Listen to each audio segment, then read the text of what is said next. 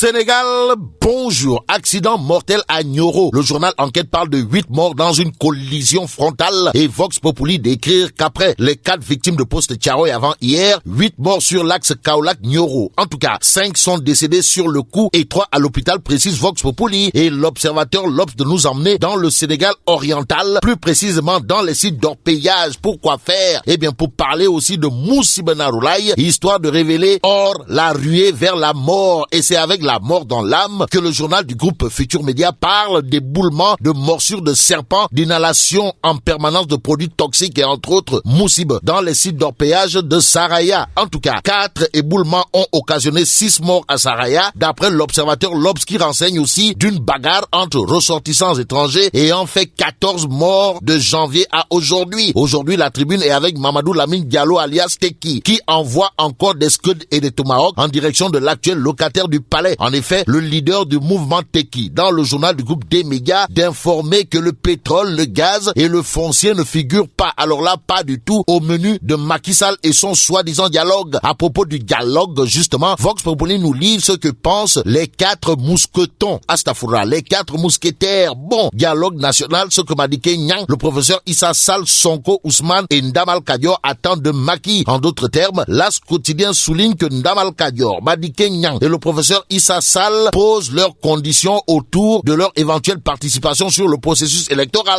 Un processus électoral biaisé, voire carabiné, si on en croit le professeur Babacar Gueye dans l'As quotidien. Le journal de nous livrer les propos du professeur titulaire de Cher, en l'occurrence Babacar Gueye, sur la présidentielle de février 2019, à savoir, le processus électoral a été affecté par une absence de consensus. En attendant, la tribune nous livre que celle qui effectue un retour en force et en puissance, c'est Mimi Touré, c'est Mimi Touré, c'est Mimi Touré. Ndaoussi Touré, Aminata, dite Mimi, vient d'être bombardée présidente du Conseil économique, social et environnemental. En tout cas, l'exclusif d'indiquer Aminata Dem, Aminata Costé et le Touré joué gros. Voilà aussi ce que fait le journal L'Exclusif, histoire d'évoquer un acte machiavélique. Pourquoi il y aurait du machiavélisme dans cette histoire? Eh bien, L'Exclusif en veut pour preuve l'exécution de manière froide d'Aminata Tall en passant par un Boun Abdallah Dionne achevé de sang-froid en quelques secondes pour ensuite prendre les airs. Bon, Conseil économique, social et environnemental, l'évidence retient et fait retenir Aminata Kazé, Aminata chassée, donc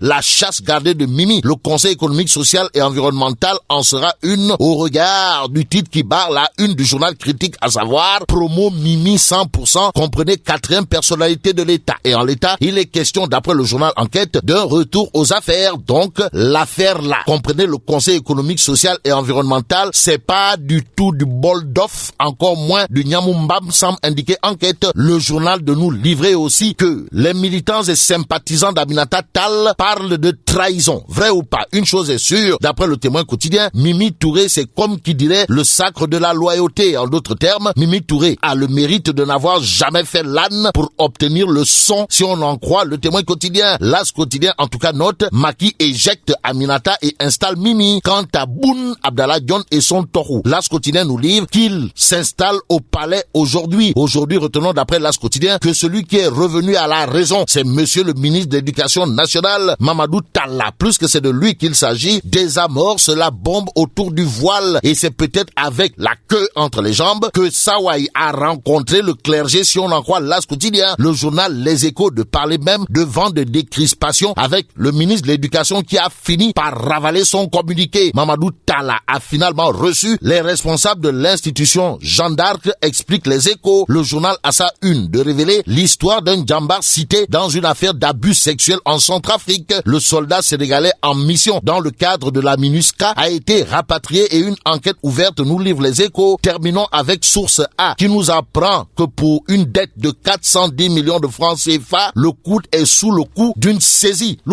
Eh bien, Source A de noter cette fois-ci, pas besoin de fouiller du côté de Cheikh Oumar Al Al Foutiou Anne. Pourquoi? Eh bien, parce que la dette en question a été contractée par Abdoulaye Wade, informe Source A. Et là, Mela Tchedong, faut-il dire Euskei ou Tchei? En tout cas, le cool centre des œuvres universitaires de Dakar sous la menace d'une saisie à cause d'une dette de 410 millions contractée par Gorgui National International Universel Mondial. Comme nous l'apprend Source A, disons tout simplement Ndaoulourei et vive le Sénégal.